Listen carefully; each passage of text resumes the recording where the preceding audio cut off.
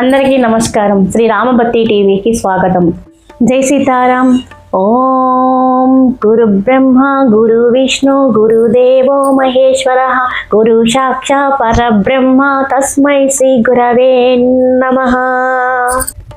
ఈరోజు భక్తికి, శక్తికి, వినయానికి నిలువుట అర్థమైన శ్రీ ఆంజనేయ స్వామి రామభక్తి గురించి మాట్లాడబోతున్నాను. సింధూర వర్ణాన సింధూర తేజాన నిలువెత్తు రూపాన నిలుచున్న దేవా, దేవాది దేవా మహదేవ దేవా వజ్రాదికాయ.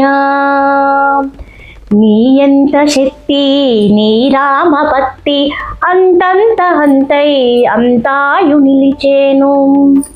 భక్తి అంటే హనుమంతుడు. లోకంలో చాలామంది భక్తులు ఉంటారు, కానీ భక్తి అనే పదానికి ఒకే రూపం ఇస్తే అది ఆంజనేయుడే అవుతాడు. ఆయనది దాస్యభక్తి, అంటే తనను తాను పూర్తిగా భగవంతుడికి అర్పించుకోవడం. శ్రీరాముడి కోసం ఆయన చెయ్యని పని లేదు, వెళ్ళని చోటు లేదు. శక్తి ఉన్న వినయం వీడని గుణం. హనుమంతుడు అపారమైన బలశాలి. సముద్రాన్ని లంఘించగలడు, పర్వతాలనే ఎత్తగలడు. కానీ ఆయన ఎప్పుడు తన బలాన్ని చూసి గర్వపడలేదు. ఎవరైనా ఆయనను పొగిడితే ఇదంతా రామనామ మహిమే అని వినయంగా చెబుతారండి.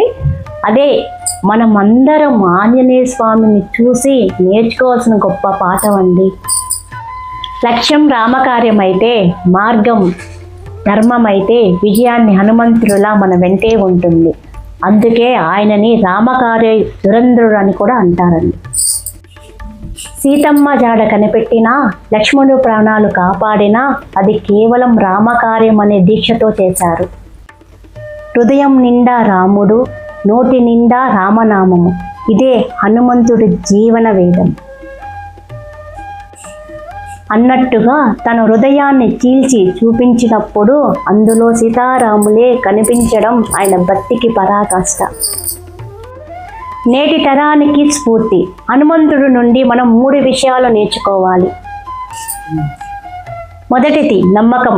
రామనామంపై ఆయనకు ఉన్న అచంచలమైన నమ్మకమే నేటి తరానికి స్ఫూర్తి. తర్వాత ఏకాగ్రత. అప్పగించిన పనిని విజయవంతంగా పూర్తిగా చేయడం ఆంజనేయుని స్వభావం. మరీ ముఖ్యంగా మూడవది గర్వహీనత. ఎంత ఎత్తు ఎదిగినా ఒదిగి ఉండడం అనేది ఆంజనేయుని చూసి మనం నేర్చుకోవాల్సిన తత్వం. రామాయణంలో రామభక్తి చాటి చెప్పే అనేక సందర్భాలు ఉన్నాయి. ఒకసారి సీతాదేవి తన పాపటి సింధూరం ధరించడం చూసి హనుమయ్య దానికి కారణం అడిగాడండి. రాముని క్షేమం కోసం అని సీతమ్మ చెప్పగా, తన ప్రభు అమరత్వం కోసము ఆంజనేయుడు తన శరీరం మొత్తం సింధూరం పూసుకున్నారు. హృదయంలో సీతారాములు. హనుమంతుడు తన భక్తిని నిరూపించుకోవడానికి తన రొమ్మును చీల్చి చూపగా అక్కడ సీతారాములు కొలువై ఉన్నారు. ఇదే ఆంజనేయ స్వామిలో ఉన్న భక్తికి నిదర్శనం. రామనామం శక్తి. హనుమంతుడు బలానికి మూలం రామనామం. సముద్రం లంఘించేటప్పుడు కూడా రామనామాన్నే స్మరించాడు. హనుమంతుడు కేవలం భక్తుడే కాదండి, శ్రీరామ భక్తిని ఎలా పొందాలో నేర్పించిన ఒక గురువు. దీనికి ఆధారంగా ఒక చిన్న పాట పాడతానండి.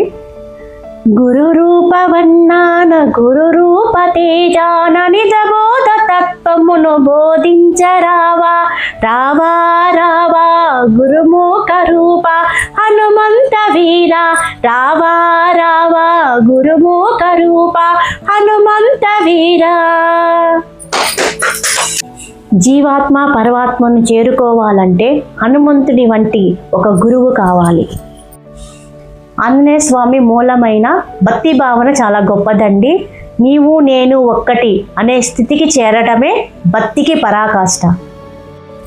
ఆంజనేయుడు రాముని చూసినప్పుడు ఒక దశలో తనను తాను మర్చిపోయి రాముడిలో లీనమైపోయేవాడు. ఇది భక్తి నుండి జ్ఞానానికి దారి తీసే ఒక గొప్ప మార్గం. ఆ మార్గానికి దారి చూపించిందే ఆంజనేయుని భక్తి మాత్రమే.